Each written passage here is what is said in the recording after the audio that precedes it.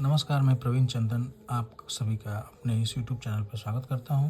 आज हम लोग एक नए टॉपिक डायरेक्शन, जिसको हिंदी में दिशा कहते हैं, को लेकर आया हूं और इसके बारे में हम लोग जानते हैं। इससे हमारे सामान्य कॉम्पिटिटिव एग्जामिनेशन में बच्चों को मदद मिल सकती है या हम सभी को इसके बारे में सामान्य जानकारी होनी चाहिए।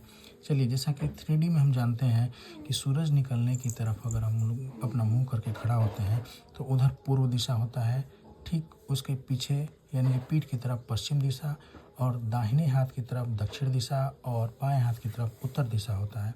वैसे ही 2D में जब हम देखना चाहें तो ऊपर की तरफ हमेशा उत्तर, नीचे दक्षिण, दाहिने हाथ की तरफ पूरब और बाएं हाथ की तरफ पश्चिम दिशा होता है।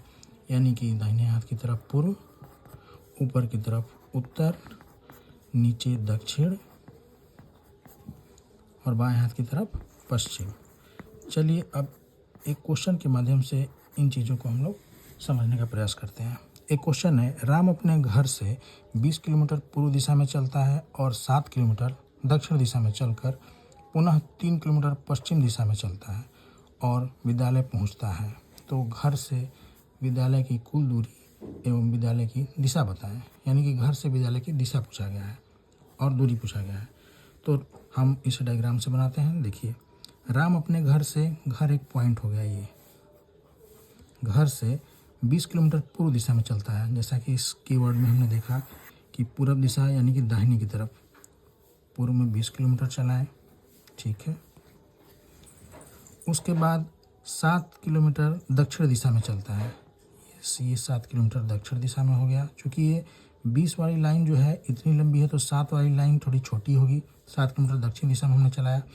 पुनः 3 किलोमीटर पश्चिम दिशा में चलता है, यानी पश्चिम इस तरफ। पश्चिम यहाँ इस कीवर्ड को हमेशा आप ध्यान में रखेंगे। पश्चिम इस तरफ कितना चलता है भाई?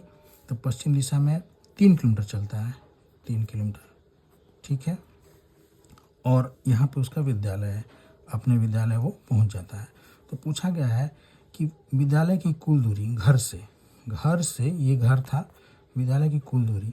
तो देख लीजिए, 20 किलोमीटर, 20 प्लस ये 7 किलोमीटर प्लस 3 किलोमीटर, यानी 20 7 27 और 3 30 किलोमीटर उसकी कुल दूरी हुई जो वो चलता है।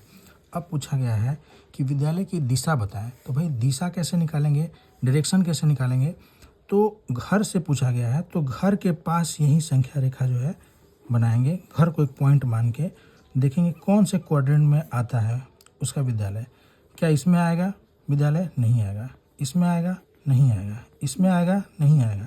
लेकिन इस क्वाड्रेंट में, इस सेक्शन में विद्यालय आ रहा है, यानी कि विद्यालय की दिशा ये है। तो जैसा कि हमें पता है कि दाहिने हाथ की तरफ इधर ईस्ट था, नीचे क्या था? साउथ था। साउथ यानी दक्षिण और पूर्व।